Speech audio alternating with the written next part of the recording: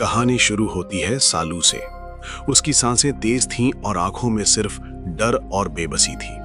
वो समुद्र में कूदकर अपनी जान देने जा रही थी। असल में सालू, जो कि 28 साल की एक भारतीय लड़की थी, सिर से लेकर पैर तक कर्ज में डूबी हुई थी।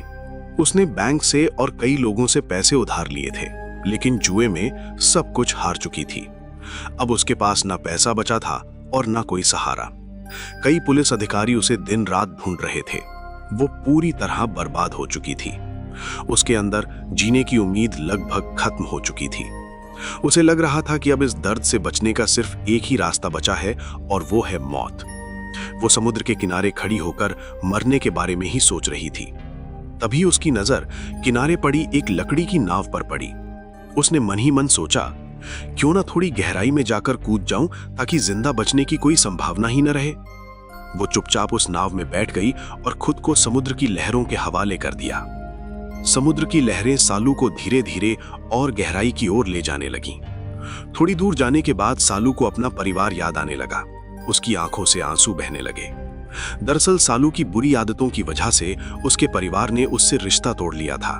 वो लोग अब उससे कोई बात नहीं करना चाहते थे। सालू खुद को कोसने लगी। वो सोचने लगी, अगर मैंने लोगों से इतना कर्ज ना लिया होता, अगर मुझे जुए की लत ना लगी होती, तो आज मेरी हालत ऐसी नहीं होती। कई घंटों तक वो यही सब सोचती रही। समुद्र की लहरें उसे और आगे ले जाती रहीं। आखिरकार बहुत हिम्मत जुटाकर सालू ने एक फैसला किया और समुद्र में छलांग लगा दी। सालू धीरे धीरे समुद्र की गहराइयों में कहीं खो जाती है। कुछ घंटों बाद उसका बेजान पड़ा शरीर कई किलोमीटर दूर चट्टानों से बने एक छोटे से द्वीप के किनारे दिखाई देता है। तभी वहां एक समुद्री चिड़िया आ जाती है। वो सालू को मरा हुआ समझकर उसे खाने के लिए उसके चेहरे पर चोंच मारने लगती है। तभी अचानक सालू की आंख खुल जाती है। उसे हिलता देखकर समुद्री चिड़िया घबरा जाती है और वहां से उड़ जाती है। सालू को खुद पर यकीन ही नहीं होता कि वो जिंदा है। उसे तो तैरना भी नहीं आता था। शायद समुद्र में कूदते ही वो बेहोश हो गई होगी और लहरें उसे बहाकर कई किलोमीटर दूर इस चट्टान तक ले आई होंगी। वो एक बार फिर मरने की कोशिश करने ही वाली थी, लेकिन तभी वो रुक गई। फिर उसके मन में एक बात आई, शायद भगवान भी नहीं चाहते कि वो मरे। वैसे भी ये चट्टानों से बना एक छोटा सा द्वीप था जो ज्यादातर समय बादलों से ढका रहता था। यहाँ इंसानों का आना जाना लगभग ना के बराबर था। यहाँ तक कि पुलिस भी उसे ढूंढ नहीं पाएगी। सालू ने सोचा, क्यों ना कुछ दिन बाहरी दुनिया से दूर यहीं रहकर गुजार लिए जाएं। यही सोचकर उसने मरने का इरादा आखिरकार छोड़ दिया। थोड़ी देर बाद अचानक उसके पेट में तेज मरोड़ उठने लगी। दरअसल काफी देर तक समुद्र के पानी में भीगी रहने की वजह से उसका पेट खराब हो गया था। सालू धीरे धीरे द्वीप के किनारे गई और झाड़ियों के पीछे पेट खाली करने के लिए बैठ गई। जैसे ही उसका पेट साफ हुआ, उसे तेज प्यास लगने लगी। प्यास से उसका गला सूख रहा था। उसने समुद्र का पानी पीने की कोशिश की, लेकिन एक घूंट भी नहीं पी पाई। पानी बहुत ज्यादा खारा था। तभी उसकी नजर पत्थरों के बीच बने एक गड्ढे पर पड़ी जिसमें बारिश का पानी जमा था। सालू उस पानी पर टूट पड़ी। उस वक्त वो पानी उसके लिए अमृत से कम नहीं था। पानी तो मिल गया, लेकिन अब सवाल था भूख का क्या। उसे वहां कुछ मशरूम दिखाई दिए। वो जानती थी कि ये जहरीले भी हो सकते हैं, लेकिन उस वक्त उसे इसकी कोई परवाह नहीं थी। भूख के आगे डर हार चुका था। सालू ने वो मशरूम खा लिए। धीरे धीरे रात होने लगी और ठंड उसे सताने लगी। उसका शरीर कांपने लगा। सालू ने कहीं सुना था कि दो सूखी लकड़ियों को आपस में रगड़ने से आग जलाई जा सकती है, लेकिन यहां सूखी लकड़ियां मिलेंगी ही कहां। यह तो ऐसी जगह थी जहां दिन रात बारिश होती रहती थी। कुछ समय बाद उसे एक पेड़ के नीचे कुछ सूखी लकड़ियां मिल ही गईं, जो बारिश की बूंदों से बची हुई थीं। अब सालू ने दो सूखी लकड़ियों को आपस में रगड़ना शुरू किया। कई घंटों की कड़ी कोशिश के बाद आखिरकार उसने आग जला ही ली। आग से उसे थोड़ी गर्माहट महसूस हुई, लेकिन उस जान निकाल देने वाली ठंड के सामने ये गर्माहट ज्यादा देर तक टिक नहीं पाई। ठंड की वजह से सालू बेहोश हो गई। जब सुबह उसकी आंख खुली तो उसे खुद पर यकीन नहीं हुआ कि वो अब भी जिंदा है। लेकिन अब उसकी तबीयत बिगड़ने लगी थी, क्योंकि जो मशरूम उसने खाए थे वो जहरीले थे। अब सालू का शरीर धीरे धीरे कमजोर होता जा रहा था। जहरीले मशरूम की वजह से उसे चक्कर आने लगे थे। लेकिन अब उसके सामने सिर्फ दो ही रास्ते थे, या तो हार मानकर मर जाना या फिर हर हाल में जिंदा रहने की कोशिश करना। सालू ने दूसरा रास्ता चुना। भूख से उसका पेट ऐंठ रहा था। वो धीरे धीरे द्वीप के किनारे किनारे चलने लगी। मछली तो उसे कहीं नहीं मिली, लेकिन थोड़ी देर बाद उसे एक बड़ा सा घोंगा जरूर मिल गया। भूख इतनी तेज थी कि उसे पकाने का भी मौका नहीं मिला। सालू ने घोंगे को कच्चा ही खाना शुरू कर दिया। कम से कम अब उसके पेट में कुछ तो गया था। और पानी की चिंता भी थोड़ी कम थी, क्योंकि पत्थरों के गड्ढे में जमा बारिश का पानी अभी भी मौजूद था। अब सालू को रहने के लिए एक झोपड़ी बनानी थी, क्योंकि इस द्वीप पर लगभग हर समय बारिश होती रहती थी। झोपड़ी बनाने के लिए उसे लकड़ियों की जरूरत थी। वो समुद्र किनारे गई, जहां लहरों के साथ बहकर आई कुछ लकड़ियां पड़ी थीं, लेकिन इतनी लकड़ियां काफी नहीं थीं।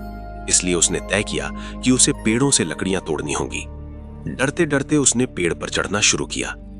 काफी मेहनत और कोशिश के बाद वो झोपड़ी के लिए जरूरी लकड़ियां इकट्ठा करने में सफल हो गई। अब समस्या थी लकड़ियों को बांधने की।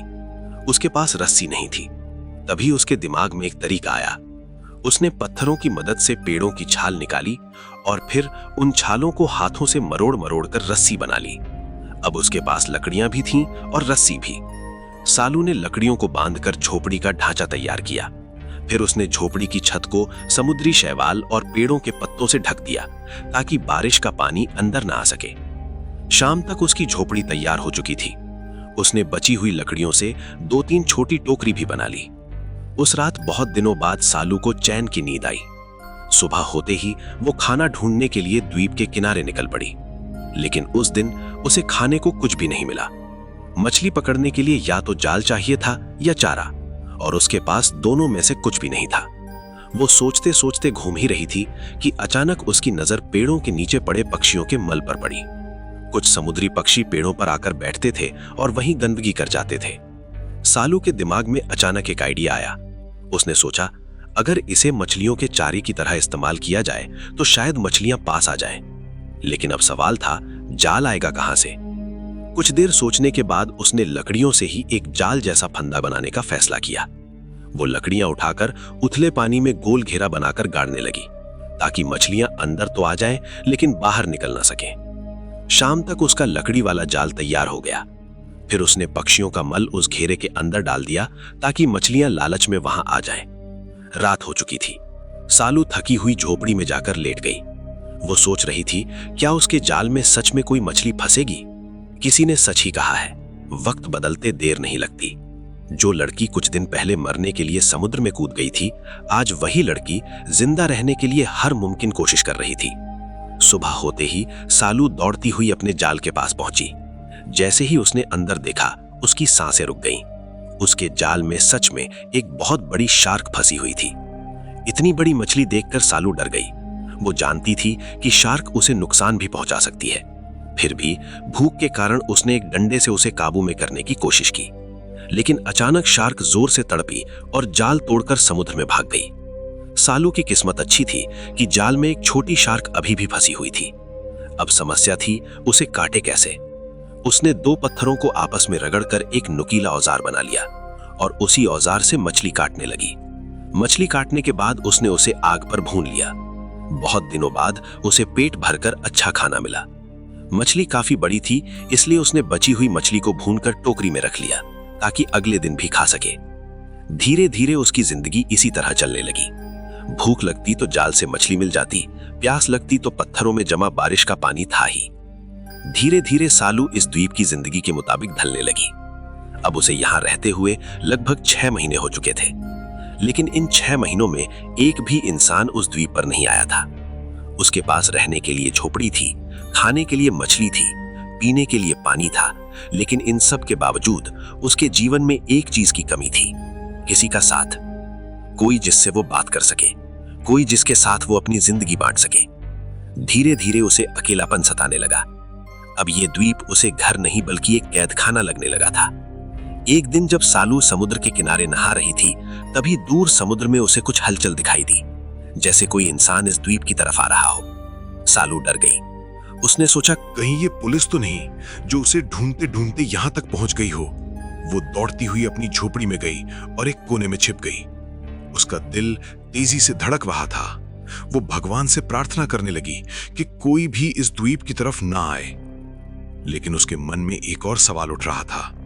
अगर वो पुलिस नहीं है तो फिर कौन है? क्या कोई ऐसा इंसान जो उसके अकेलेपन को खत्म कर देगा, या फिर कोई ऐसा खतरा जो उसकी बची हुई जिंदगी भी छीन लेगा? आपको क्या लगता है, उस द्वीप की तरफ आने वाला इंसान कौन था? कमेंट में जरूर बताइए। और इस स्टोरी का नेक्स्ट एपिसोड जल्द ही आने वाला है, तो वीडियो को लाइक करके चैनल को सब्सक्राइब जरूर से कर लेना, ताकि कहानी का नेक्स्ट भाग आपसे मिस ना हो।